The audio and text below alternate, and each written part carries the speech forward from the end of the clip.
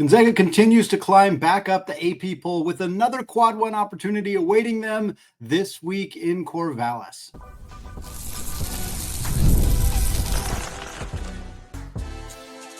You are Locked On Zags, your daily podcast on the Gonzaga Bulldogs. Part of the Locked On Podcast Network, your team every day. What is going on, y'all? Happy Tuesday, and welcome into the Locked On Zags podcast, part of the Locked On Podcast Network, your team every day. I'm your host and longtime Gonzaga podcaster, Andy Patton, here to bring you news and updates on all things Zag athletics. Today's episode of Locked On Zags is brought to you by GameTime. Download the GameTime app, create an account, and use code LOCKEDONCollege, and you'll get $20 off your first purchase. Well, the Zags continue their climb up the AP poll, moving up 2 spots to number 16. We're going to talk about that, the team's resume, their quad 1, quad 2 games remaining, what that looks like for the Zags at this point in the season. Plus, we got some mailbag questions to get to, including Gonzaga's second half against Washington State, the optimal lineup for this team, and more. But we start talking about the latest AP poll results, which came out, of course, as they always do on Monday morning. The Zags go from number 18 to number 16 after a 2-0 week. It was a not so pretty win over San Diego on Wednesday. The Zags win that one by 13. A little ugly at times, but they got the W. That's what mattered. They go out, get a far more comfortable win on Saturday against Washington State, thanks in part to a very, very strong second half, which we'll talk about again a little later in the show. But 2-0 week, some teams around them losing like Illinois and some others, ends up getting Gonzaga to continue to move up the rankings, getting back very close to being, and once again, being a top 15 team in the country. And one of the things we talked about last week was that Gonzaga at that time did not have a single win over a ranked opponent. In fact, all 4 of Gonzaga's losses were to 4 ranked teams. And yet every team Gonzaga played that was not in the top 25, they had not beaten. That is no longer the case as Baylor sneaks into the top 25. Again, they are at number 25. Been a kind of up and down season for Scott Drew's club. But after a 20-point win against Cincinnati, who'd previously been ranked this season, and then a win against Arizona State, which they needed overtime to beat Arizona State. We've seen this Arizona State team have some very good games, play up to some high-profile opponents like they did against Gonzaga very early in the year. So Baylor certainly would not have been in the top 25 had they not won that game against Arizona State, but they beat them in overtime, survive against Bobby Hurley's team, get a comfortable win over a good Cincinnati team, and that's enough to sneak them into the top 25. Now, obviously, we'll talk about this later. Quad 1 versus quad 2. That's what matters for Gonzaga in terms of where they get seeded in the NCAA tournament. And if they don't win the WCC tournament, they're at large qualifications. But it's nice to have wins over ranked teams. Yeah, does it matter? No, not necessarily, but it's nice to have. And when Gonzaga didn't have a single win over a ranked team, it certainly was an argument against the quality of this team. And now, again, context is Gonzaga beat Baylor when they were a top 10 team in the country, so you can't take that away from them. But now, since Baylor is ranked, it does help Gonzaga's resume a little bit, at least in the eyes of people who pay attention to AP voting, as Gonzaga now has a 1-2 against ranked opponents as Kentucky and UConn. Kentucky is at number 8. UConn is at number 14. UConn falls after a loss this past week to Georgetown, but they're both still top 15 teams. Gonzaga 1-2 against ranked teams with the win over Baylor, the losses to Kentucky and UConn. West Virginia had been ranked last week, so had San Diego State, so had UCLA.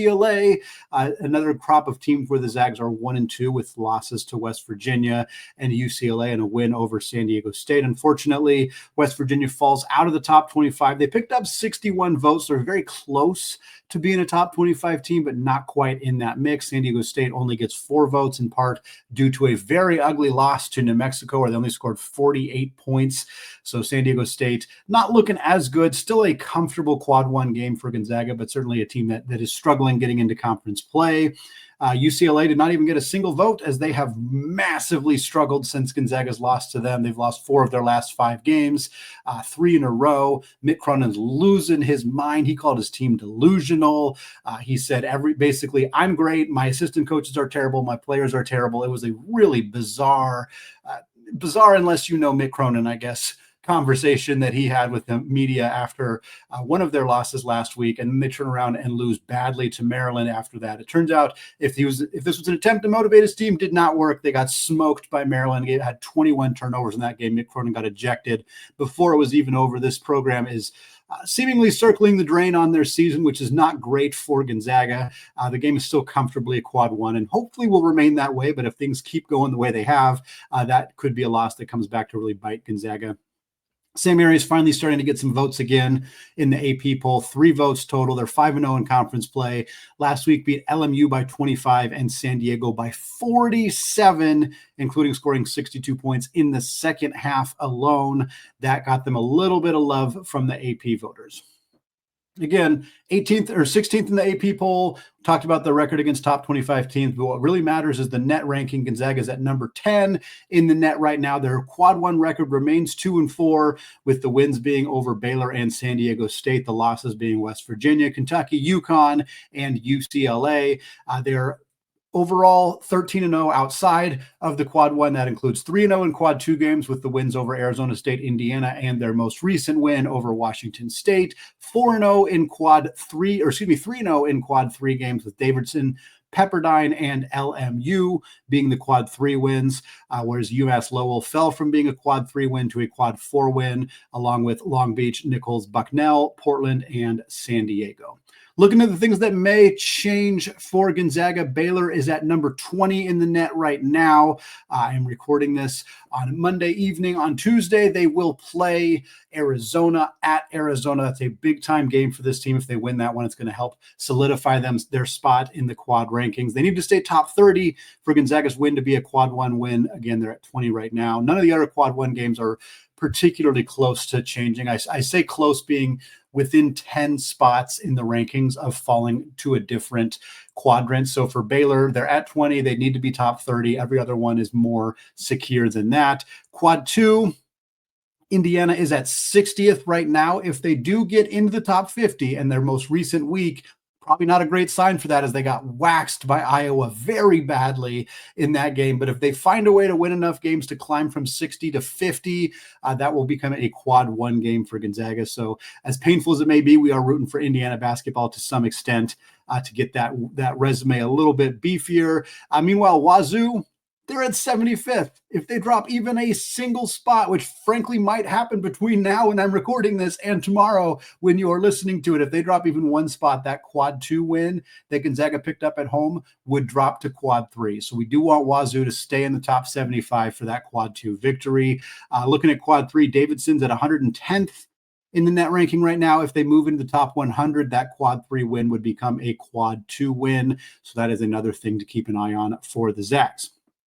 Looking at the rest of Gonzaga's schedule, as we've said before a couple of times on the show, and we'll highlight it again here, the nice thing about Oregon State and Washington State joining the conference and some of the strong performances of some of the other teams in the league is that Gonzaga's got a lot of big-time opportunities still remaining on their schedule. As of right now, the Zags still have 4 quad one games remaining, 4 quad two games remaining, compared to just 2 quad three games and 3 quad four games. The quad one games would be all road games against Oregon State, which is their next game on Thursday, and then later in February at St. Mary's, at Washington State, and at Santa Clara. All of those quad one opportunities as of right now. There's 4 quad two games on the schedule: Santa Clara, Oregon State, St. Mary's, and at San Francisco. That game at San Francisco is at the Chase Center, but for the intent and purposes of the quad system, that will be a road game for Gonzaga. So that's a nice benefit for them. The quad three games are home matchups with LMU and San Francisco, and the quad four games are at Portland, at Pacific, and a home game against Pepperdine. As a reminder, the Zags will probably get ideally 1 quad two and 1 quad one game as well in the WCC tournament. That's a reasonable expectation for how those 2 games could shake out for the Zags. So still plenty of opportunities. Right now, Gonzaga remains the favorite to win the WCC tournament and get the automatic bid. If they do not win the WCC, they're still going to get an at-large bid, barring a catastrophic remaining season, which is very, very unlikely. But how they do in these quad one games, how they do in the quad two games, avoiding any bad losses is what determines whether Gonzaga gets like a 5 seed versus a 4 seed versus the Peak, which is a 3 seed at this point, or if they struggle, are they going to get a 6 seed? Are they going to get dropped all the way down to like the dreaded 8-9 seed line? Again, somewhat unlikely, but that's why we pay attention to these quads. That's why we pay attention to how Gonzaga is doing in these spots, because that is what ultimately the Selection Sunday committee is going to use to determine where Gonzaga gets seated when March rolls around. Well, folks, we got some mailbag questions to get through to close out the show, including whether Gonzaga played the best second half of the season on Saturday against Washington State. That and more coming up in just a second. But first, folks, we are in the thick of the conference portion of college basketball season, and there is nothing better than the atmosphere of a conference matchup.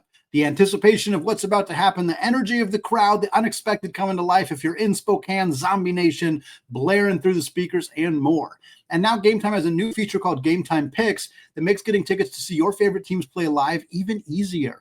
GameTime Picks filters out the fluff to show you only incredible deals on great seats, so you don't have to waste your time searching through thousands of different tickets. And it's not just for basketball, but for concerts, for comedy shows, for theater, for other sporting events as well. And whether it's GameTime's ticketing coverage, the lowest price guarantee, or the panoramic views from your seat in the app feature, GameTime has you covered. This Thursday, January 16th, Gonzaga takes on Oregon State in Corvallis at the Gill Coliseum. I'm going to be in the house. If you want to join me and you haven't gotten your tickets yet, great news. You can get tickets for this game for just $15 a piece on the upper balcony. They even have sideline tickets available in section U12 for just $26 a piece. So take the guesswork out of buying tickets with GameTime Picks. Download the GameTime app now, create an account, and use code LOCKEDONCollege for $20 off your first purchase. Again, create an account, redeem code LOCKEDONCollege for $20 off. Terms apply. Download the GameTime app today. What time is it? Game time.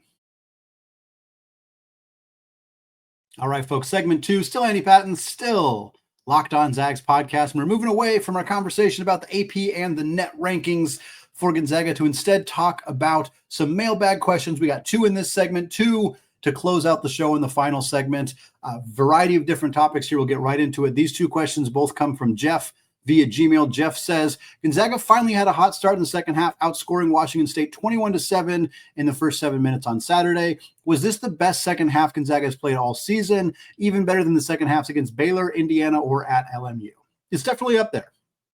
It was great to see after so many struggles this season in terms of playing well at the start of a second half and burying teams that they had big leads against. In some situations, it was watching Gonzaga's small lead disappear. In some situations, it was watching the other team's lead get bigger. In some situations, it was having a big lead whittled all the way down to a small lead. But in this case, Gonzaga went into halftime with a lead and just buried Washington State with an incredibly strong start to the second half. All told, they finished the second half shooting just about 68% from the field. They were 5 of 9 from 3. They outscored Wazoo by 10, held them to 3 of 10 shooting from 3. This is a better second half than Gonzaga had against LMU, where they also outscored LMU by 10. They scored 50 points in that half, but they were less efficient, only 54% from the field, 4 of 11 from 3. So I think it's better than that.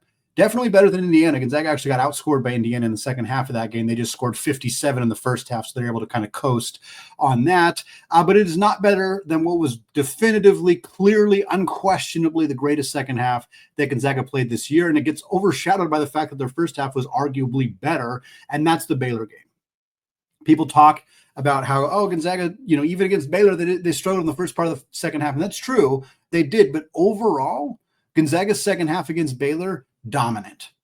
They outscored Baylor in the second half of that game 52-33, 19 points in the second half over Baylor. They shot 58% from the field, so they were better from the field against Wazoo, but they still scored more points in this game. They were 7 of 15 from 3, which is really, really good, and they held Baylor to 38% from the field and 1 of 8 from 3. It's not really that close. Gonzaga's best second half of the season was unquestionably their first game of the year against Baylor. And I didn't pull individual second half data for some of their blowout games like Long Beach or UMass Lowell, because I think it's only really relevant to talk about Gonzaga's strong second halves in games where they were playing opponents that had a reasonable chance of beating them. It just wasn't going to happen in some of those bye game type situations. So while they probably had as good or even better performances in some of those halves, for the intents of looking at Gonzaga's closer games or games that should have been closer. The Baylor half, far and away the best second half they played. But again, for Gonzaga to do this against Wazoo when this has been an area of concern, I think you could argue that it's maybe the most important second half that they've had this year. And that's a different conversation, a bit of a different question. But from a pure performance perspective, Gonzaga was at their best in the second half of that first game of the year against the Bears. Jeff's second question of the show, he says, where do you think this rivalry with Washington State will go as it grows and develops through the next year and a half in the WCC and into the Pac-12? Of all the currently known rivalries that Gonzaga will have in the Pac-12, where would you rank Washington State among the teams we currently know Gonzaga will play in the future Pac-12? Yeah, I think it's pretty clearly number 2. And I think you can make an argument for it being number 1. It's definitely not lower than that. It's 1 or 2.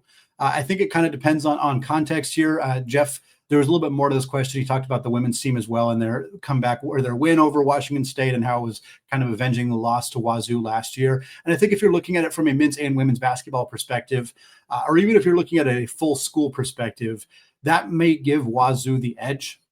Gonzaga's and Washington State have played each other in baseball every year, and I know that there's been some bad blood between those two teams in that regard.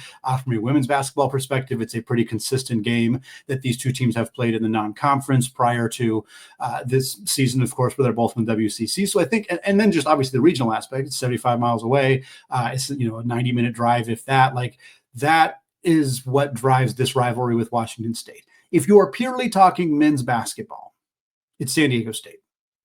San Diego State's a better basketball team. There is more bad blood between these two programs, specifically recently, whereas Gonzaga just played Wazoo for the first time in a decade. So you have more history with San Diego State recently. You have San Diego State beating Gonzaga at the Kennel last year. You have Gonzaga just beating San Diego State at their place earlier this year. These two teams have been in the NCAA tournament consistently. They've been two of the best, if not the two best teams on the West Coast in college basketball in the last decade plus. So that is the best. That's the game most folks are excited about. If you talk to Gonzaga fans, if you talk to college basketball fans, who are you most excited that Gonzaga will be in the same conference with starting in 2026? The answer is most likely going to be San Diego State.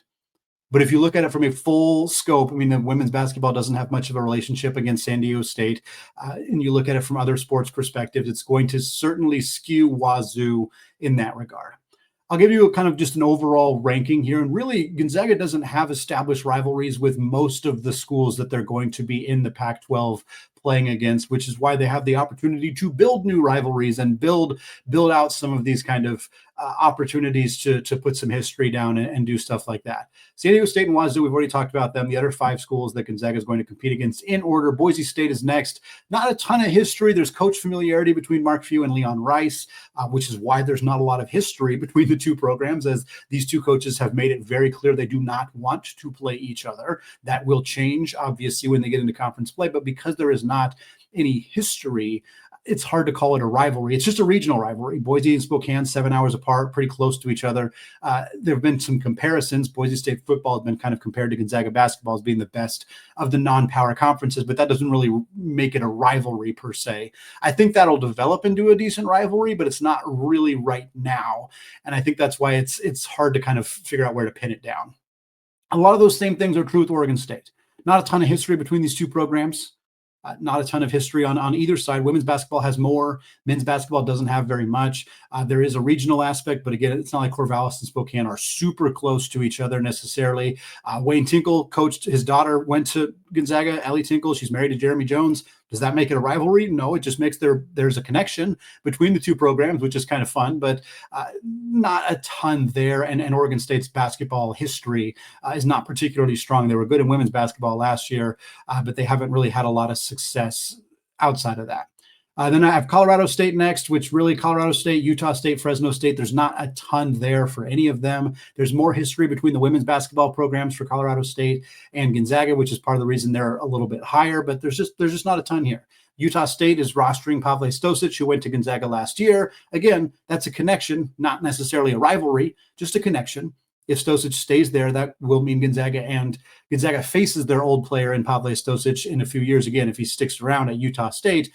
But again, not really a ton there. I put them above Fresno State because they are a far, far superior men's basketball program. than Fresno State is. They're not a superior women's basketball program. In fact, Utah State is pretty terrible at women's basketball, but they do get the slight edge just because they're more likely to beat Gonzaga in men's basketball, which would then create more of a likely rivalry with that specific program. Fresno State comes in last because they're not particularly good at sports, and there's just not a lot of history other than being the other school named the Bulldogs, which I guess in that case you could give them a little bump because of that, but that's a fairly silly reason to call that anything resembling a rivalry. Well, closing out the show, we're going to discuss Gonzaga's optimal lineup this season and why the team is using it so infrequently. All that and more coming up here in just a second. But first, folks, after the holiday hustle, there's nothing like giving your home a little TLC. And I always find that decluttering and refreshing my space helps me get back into a routine. So whether you're tidying up, clearing out, or just want to give your space a new look to start the year, Wayfair has everything you need, all within your budget. I'm currently looking for furniture, and this huge selection makes it easy to find pieces that fit my style and budget. And my favorite part, the free and hassle-free delivery, even for the larger items. Wayfair's site was so easy to navigate, and I found everything I needed in no time. I hate the end of Christmas because the house kind of feels empty with all the decorations gone. We took the tree down. So thankfully, Wayfair makes it easy to tackle your New Year's home goals with endless inspiration for every space. The free and hassle-free delivery, even for larger items, is so crucial, and Wayfair's site also super easy to navigate. So give your home the refresh it needs with Wayfair. Head to wayfair.com right now. That's wayfair.com. Every style, every home. All right, folks, segment 3, closing out the show with 2 more mailbag questions to get to. This question here comes from BD Prez on Discord. Reminder, join the Discord channel, link in the show notes.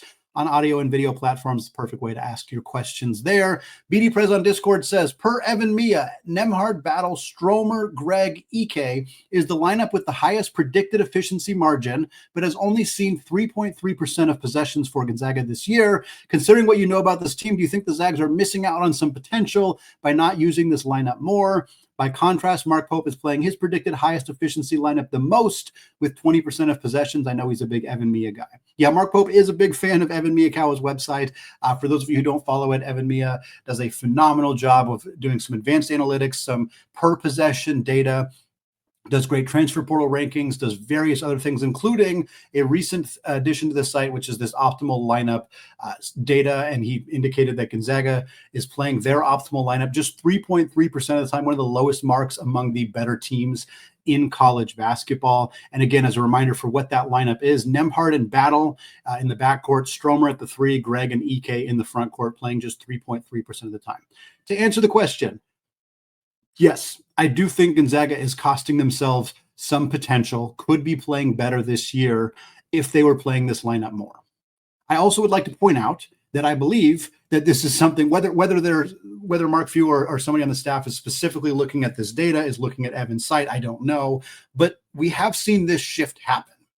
We have seen the playing time for the players who are in this lineup and the playing time for the players who are not in this lineup shift over the second half of the season up to this point. For example, Dusty Stromer has played in the first 9 games of the season for Gonzaga, played 20 minutes per game. In the most recent 9 games, he averaged 26 minutes per game. That's a pretty big jump in playing time from 20 minutes to 26 minutes. Hickman went from 31 minutes to 29, a much smaller decrease, mind you, but still a not entirely insignificant change for Nolan Hickman to drop a little bit in his playing time. In the front court, we've seen Michael Ajayi go from averaging 22 minutes per game in the first 9 games to averaging just 17 minutes per game in his most recent 8 games, only 8 because he missed a San Diego game with an illness. In the most recent game for Gonzaga against Washington State, which we've argued is one of their best and most complete games of the entire season, Ajayi played just 11 minutes. We have seen that shift already happen. On the flip side of that, Ben Gregg, first half of the season, 19 minutes per game, second half of the season, 24 minutes per game. So his playing time has increased significantly. Stromer's playing time has increased significantly. Hickman's playing time has come down a little bit, whereas Michael Ajayi's playing time has come down as well. So the shift is happening. The shift to this specific lineup being utilized more than 3.5% of the time is something we are seeing, whether it is a specific response to this data, whether it is a response to Ajayi not playing particularly well, Ben Gregg playing better. That all remains to be seen. I think the biggest factor in this, I mean, Gregg has replaced Ajayi because it's been fairly clear that Ajayi is not playing well. It's been fairly clear that Ben is playing well. And so I think that one is there's less to talk about with that change, I guess is the best way to put it. The other change is a bit more subtle. Nolan Hickman is Gonzaga's best three-point shooter by volume and by efficiency.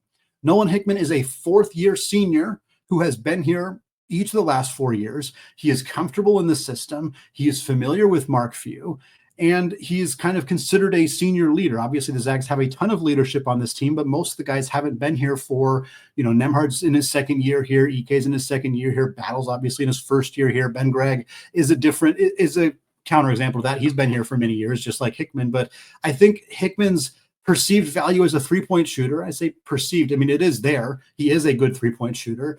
His value in that area and the veteran experience and leadership are things that Mark Few really values. And I think there is this concern that having him play less, or in some cases dramatically less, would impact Gonzaga's floor spacing, would impact their ability to impact the game as a three-point shooting team. I'm saying that this is what I think is the viewpoint from the coaching staff. I do think that there is the counter argument being that, hey, Dusty Stromer's a pretty good three-point shooter too, and he's just not being given the opportunity to showcase his skills in that space. And while the difference between Stromer and Hickman as three-point shooters is probably not that significant, and even if it is, it's probably not as significant as the difference defensively. Dusty brings so much more on that end of the floor than Nolan. He's better at navigating screens. He is longer. He is stronger. He is more able to play individual one-on-one defense on the perimeter. He's a better help defender. Again, the screen navigation is a huge strength of his. Like, he brings more on that end of the floor to the point where even if you are confident that a volume increase for Dusty would make him would hurt his three-point shooting, which I think is possible. If Dusty were taking 5 3-point attempts per game, he probably wouldn't shoot 44% like Nolan does. But if he shoots 37% and is a much better defender, that's still a net positive. And that's what Evan's data is basically bearing out here, is predicting that Dusty Stromer being in the lineup more often would be beneficial for Gonzaga. This is something that many other people are saying who are not doing deep dives analytically, who are just watching the games and are believing. It is also something that I believe. As somebody who defended Nolan Hickman on a recent episode, as somebody who continues to bang the drum that Nolan Hickman is a more effective player than many fans give him credit for, that does not mean that a lineup with Dusty Stromer is not better than it is with Nolan Hickman, and that is a change that should continue to happen for Gonzaga. I think Mark Few is a bit hesitant because he doesn't like benching seniors, and I don't think that you advocate for Nolan Hickman to get benched entirely or like removed from, to not start games or play like the 15 minutes per game or something like that, but I think you make the switch sooner. We saw it in the game against Pepperdine, where Gonzaga played Dusty Stromer basically the entire second half of that game to defend Mo Odom. Mo Odom had a great game, but Dusty played better defense against Mo Odom than Nolan Hickman would have, and Gonzaga was able to still win that game. We've seen Dusty get more involved offensively. We have seen these changes subtly happen throughout the year, and I believe that this data indicating that this is Gonzaga's best lineup will be data that is proven correct, and that we will see Mark Few and the staff continue to utilize this lineup more and more as the season goes on. Final question of the show comes from Will on Instagram. Will says, outside of the 2 remaining games against St. Mary's, what are the biggest challenges Gonzaga faces before the WCC and NCAA tournaments? Yeah, of course, the 2 games against St. Mary's are the toughest 2 games remaining for Gonzaga in the regular season. Outside of that, I'm not super concerned about Oregon State. We'll obviously talk about them more in the preview episode before that game. Oregon State's a decent team, but I think Gonzaga matches up well against them. I think their strengths are things Gonzaga can counter more easily than some other teams. Santa Clara concerns me a little bit more because they have beaten Gonzaga already with basically this exact same roster. They brought Carlos Stewart back after he went to LSU for a year. They added a very solid player in Elijah Mahi, who's averaging 13 points per game, shooting 43% from 3. So it's basically the same Santa Clara team that beat Gonzaga, except they have a really good 3-point shooter and a veteran guard back in the mix. So that team scares me a little bit. Gonzaga's got 2 more against them, 1 at home and 1 at Santa Clara. San Francisco, I think it's beneficial for Gonzaga that they're playing them at home and they're playing them at the Chase Center. San Francisco has very talented guards, Marcus Williams and Malik Thomas. Very, very talented players. Malik Thomas right now trending to be the WCC Player of the Year. Gurlison's a great coach. They have great guards, but they cannot rebound worth a lick. And unless they figure out a way to stop Graham Ike, I think Gonzaga wins those two games as well. So I think those are Santa Clara is probably the toughest game. I will say at Wazoo should be on the list as well because it's a regional rivalry. David Riley's a good coach. They're not going to lay down just because they got beat by them once already. They're going to make adjustments. They could have Isaiah Watts back in the mix. He did not play in this last game. So at Wazoo, at Santa Clara, those are the two toughest non-St. Mary's games remaining for Gonzaga in the regular season. It's going to wrap it up for me today here on the Locked On Zags podcast. Folks, thank you so much to those of you who have made this show your first listen or your first watch of the day. Special shout out to the everyday listeners and those of you hanging out with us in the Locked On Zags Discord channel. Be back on Wednesday with some WCC talks and predictions for awards, and then back on Thursday getting you ready for Gonzaga's evening bout against the Oregon State Beavers that night. All that coming up later this week. Thanks again, folks. Have a fantastic rest of your day. And as always, go Zags.